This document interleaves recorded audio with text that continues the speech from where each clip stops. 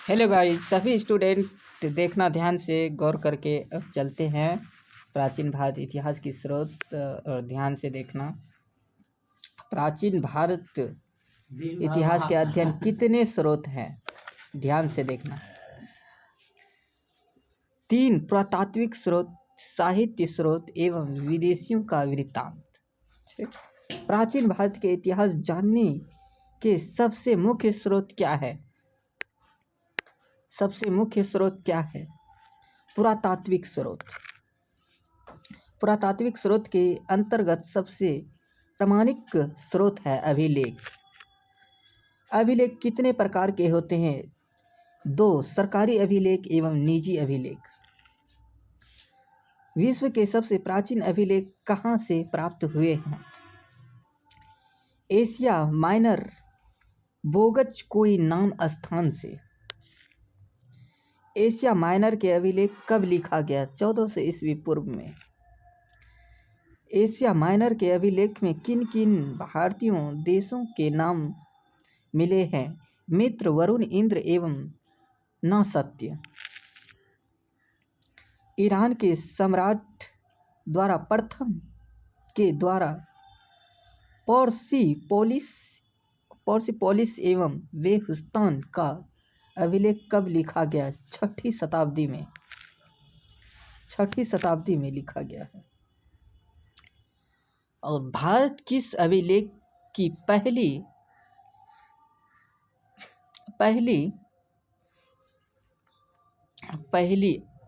आगे चलते हैं भाई, रुको तर थोड़ा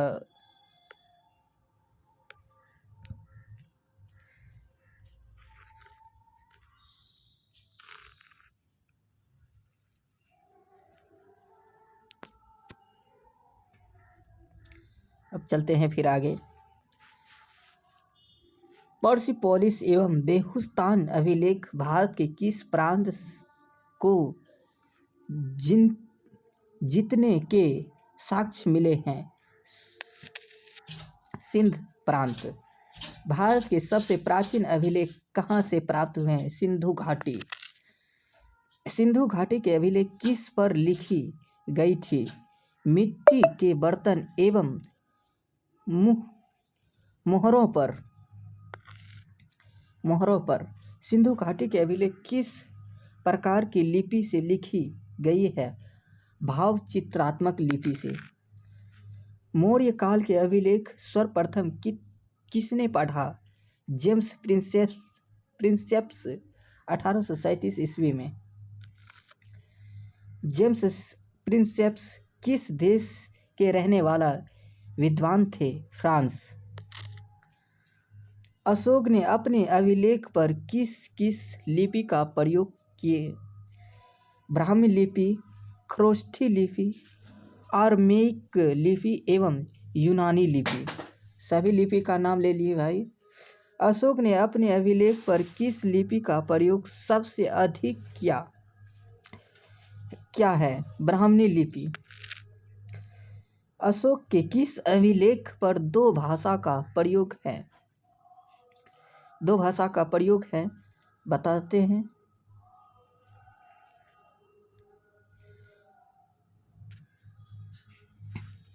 अशोक ने अपने किस अभिलेख पर खरोष्ठी लिपि का प्रयोग किया है? तो मानसेहरा एवं सहबाजी। और ये वाला छूट गया था भाई। अशोक ने किस अभिलेख पर 2 भाषा का प्रयोग किया है? सर एक कुना कंधार। मानसेहरा एवं सहबाजीगढ़ कहाँ पर स्थित है? पाकिस्तान में। और आगे चलते हैं भाई, ऐसे बने रहना।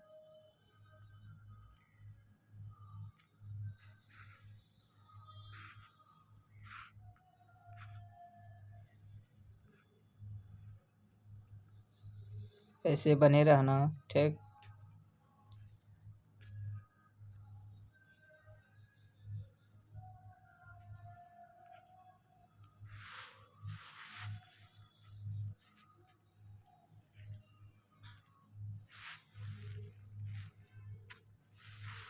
रुको भाई। भारत भारत किस अभिलेख पर पहली बार संस्कृत भाषा का प्रयोग किए हैं? जूनागढ़ अभिलेख पर। हाथी गुफा अभिलेख संबंधित किस धर्म से हैं? जैन धर्म से है। जैन धर्म से। अभिलेख है ऐहोल अभिलेख में किसकी जानकारी मिलती है? चालुक्य शासक पुलकेशिन द्वारा द्वितीय एवं हर्षवर्धन का ऐहोल अभिलेख को किसने लिखा?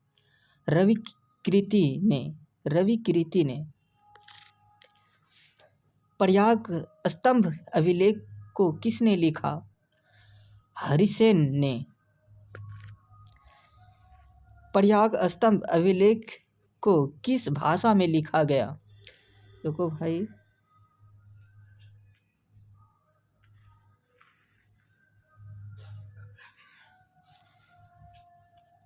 प्रयाग स्तंभ अभिलेख किस भाषा में लिखा गया है? संस्कृत भाषा में।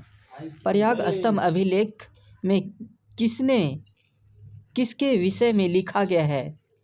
समुद्रगुप्त के विजय के बारे में। समुद्रगुप्त के विजय के बारे में। भारतीय इतिहास की पहली बार सती प्रथा का उल्लेख किस अभिलेख में किया गया है? एरन अभिलेख में। एरन अभिलेख को किसने लिखा था? गुप्त वंश के शासक भानुगुप्त ने। गुप्त वंश के शासक भानुगुप्त ने। नासिक के ग्वाले को किसने लिखवाया था? सातवाहन नरेश पुलमावी ने। आगे लेके चलते हैं। मास्टर भाई जब गलती पढ़ता है विद्यार्थी किए थे। अशोक ने बराबर की पहली गुफा अभिलेख लिखा किस धर्म के भिक्षुक के दान में दिया था? आजीविक संप्रदाय का दिया था। और मंदोसर अभिलेख को किसने लिखवाया था? मालवा नरेश से ने।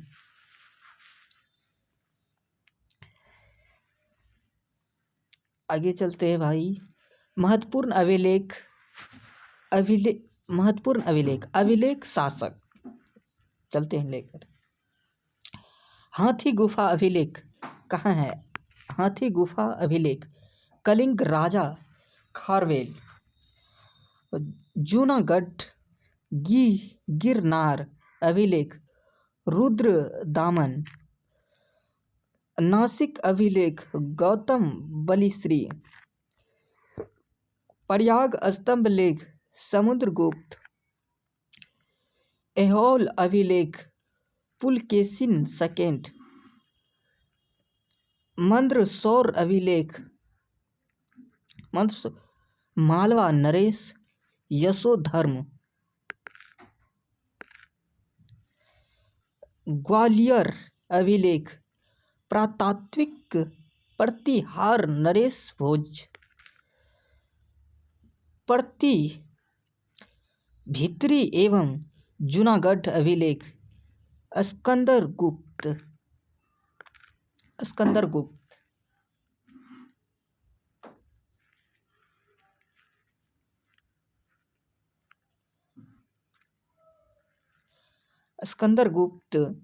और देवारा अभिलेख बंगाल शासक जियसेन। नागार्जुन पहाड़ियों का गुफा निर्माण किसने करवाया था? दशरथ ने। निजी अभिलेख किस स्थान पर खुदवाया जाता है? मंदिर एवं मस्जिद पर।